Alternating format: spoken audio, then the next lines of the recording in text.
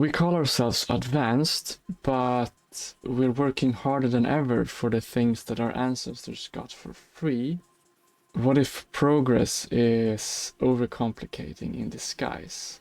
We work so hard, but get so little from it. And most of all, we don't really enjoy life. Still, people say that we're so advanced and efficient. But I think we've just overcomplicated how to get to the basics. And there's this famous quote of, we can build rockets to fly to the moon and even to Mars. Still we can't feed everyone on the planet. That is a very overcomplicated thing, or overcomplicating thing. And on a personal level, it will be very interesting now to see what we can do with all of this efficiency, you know, with AI, and see if it's not just gonna get even more complicated again. I remember, I think it was, now it must be like 15 years ago or something, but I listened to a cool philosopher YouTuber called Benjamin Smythe. Shout out if anyone remembers him. But he was speaking at some point about, we're all just moving piles around. And that stuck to me in my head because it was in a way so true, where, you know, on the deathbed, will we be happy about how much piles we moved around? Because if you zoom out enough, let's say hundreds or thousands of years, those piles will be gone, all of our stuff. And that shines a light on maybe what really doesn't matter and maybe what matters. And I came to think also here about another quote around this would be Snow White and the Seven Dwarfs. It is pretty similar in English, so where she sings, it's the silly song, what do you care about 100 years from now when everything is all over? And I guess like I guess that the only pile that would be justified would be like something is in stone, because that is the only thing that it's left after thousands and thousands of years, like the pyramids and stuff. But jokes aside, when it comes down to it, what is the core driving force of all our actions? It is because we think it will give us happiness. I really believe that. And how we do that, though, is not so efficient.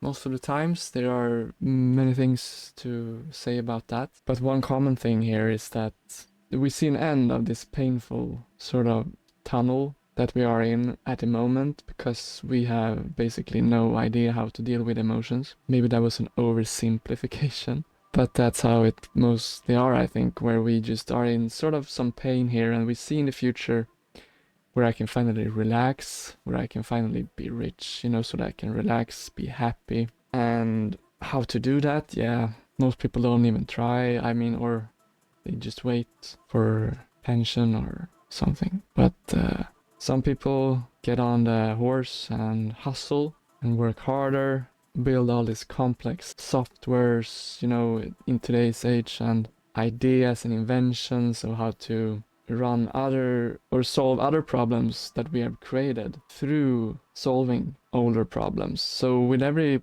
problem that we solve with technology, it is sort of like we create another problem. For example, cars solved distance but created pollution problems. Social media solved connection but created loneliness, addiction, comparison, and polarization. Industrial food solved hunger but created metabolic disease. Automation solved labor but created meaning crisis, and so on. But the thing really is that, and I realized this myself actually, it was, I don't remember now when it was exactly what happened that led up to that. I guess by living and just noticing and trying to figure out what really makes me happy and what has made me so in the past. So I mean, last video I talked about something related about it was really never external, confidence related to happiness. But really what I've known for a while now is that all I really need in life, and what I want and what I see actually a lot of people who have made similar thinking realize, is that we don't need much, you know. We need, yeah, of course we need the basics. We need food, water, heat, weather cover, and, you know, health, those kind of things. But then for happiness, we need nature, we need community, friendship, and that's pretty much it, you know. And whatever is inside, and which is creativity, for example. Because with all of those components, those are my happiest moments also. When there's been some creativity going on, projects or play, and you have good people around, good food, and security, you know?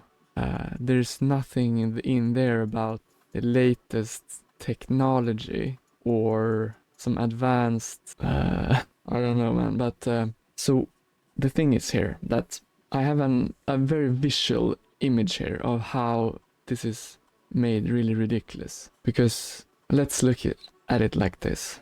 Back in the days when we were sort of still in the trees, or like more similar to monkeys still, where we ate the fruits from the trees and the nuts and the leaves. And there are people today who have gone back to this and they are really healthy. Sometimes not, of course, because it was it was kind of a long time ago, maybe, and there could be could be all sorts of reasons for unhealthiness today because of how we live in society in general, but and have lived. So there could be a lot of detox going on when we eat fruit again in that amount. But my point is, anyways, like see that society first, and what did they need? If they had a garden, let's say, with fruit trees and houses, maybe clay houses or tree houses, or some basic shelters, and that's it, because they would just their day of work would be straight to the point. Oh, I'm hungry.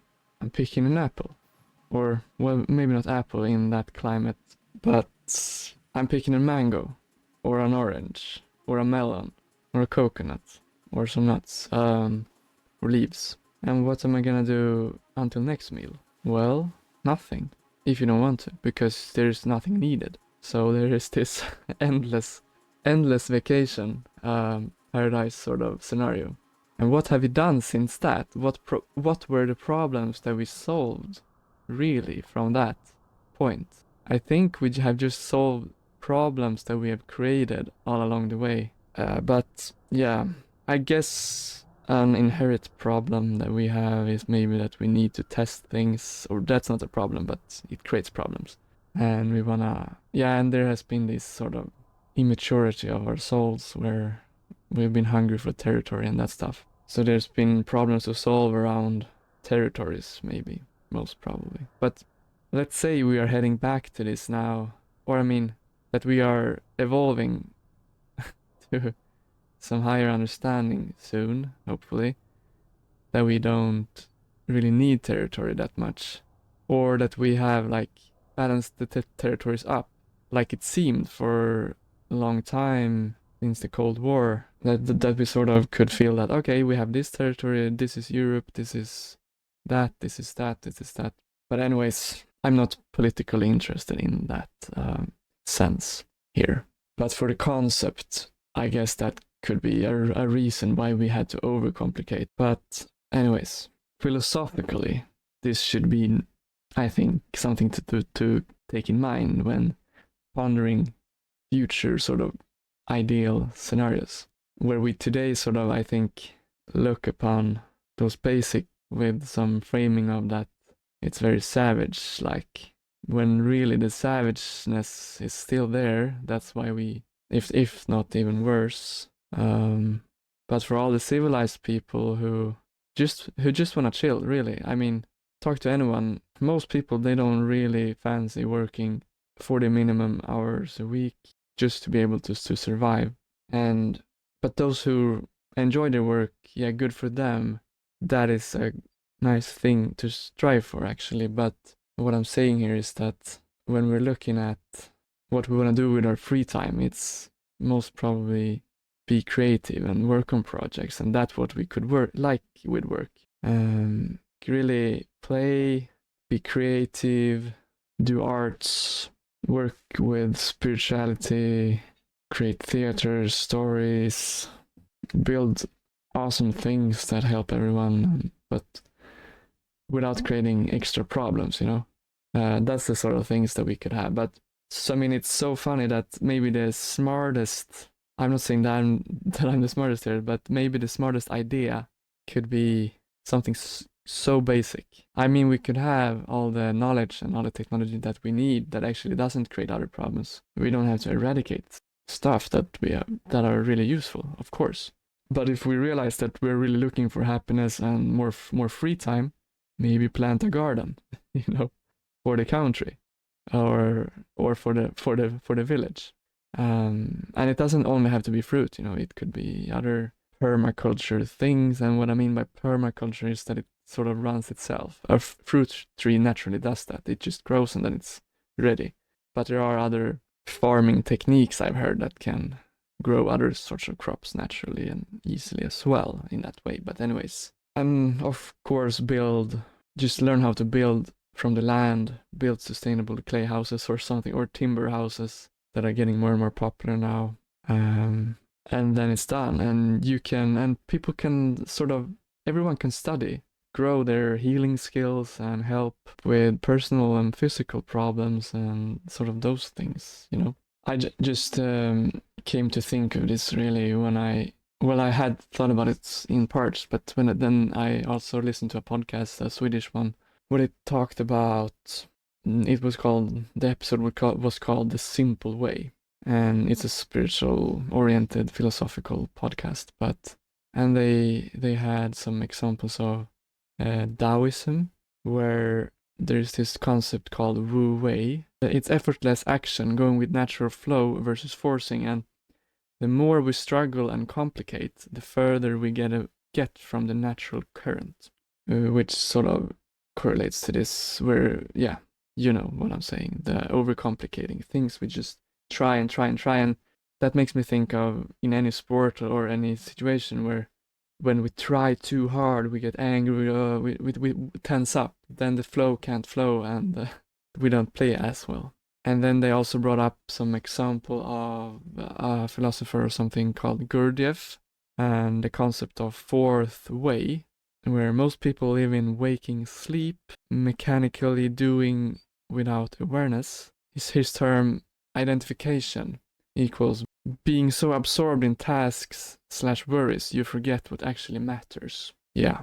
So I guess the takeaway would be that since we only have control over our own actions, look for where you yourself are putting unnecessary boxes to climb on in your strive towards happiness, or whatever you think you strive for, and ask what actually matters and what actually makes me happy, and sort of start to remove those unnecessary things that you do, maybe. Because I think that most of us could have some benefit in living a little bit more simple, back to basics, but you know, it is what it is. I'm doing complex stuff with technology myself, but I just, yeah, like a basic truth, I feel that it wouldn't be necessary if I hadn't all of these other problems. So maybe start eradicating unnecessary problems, and so that we don't have to make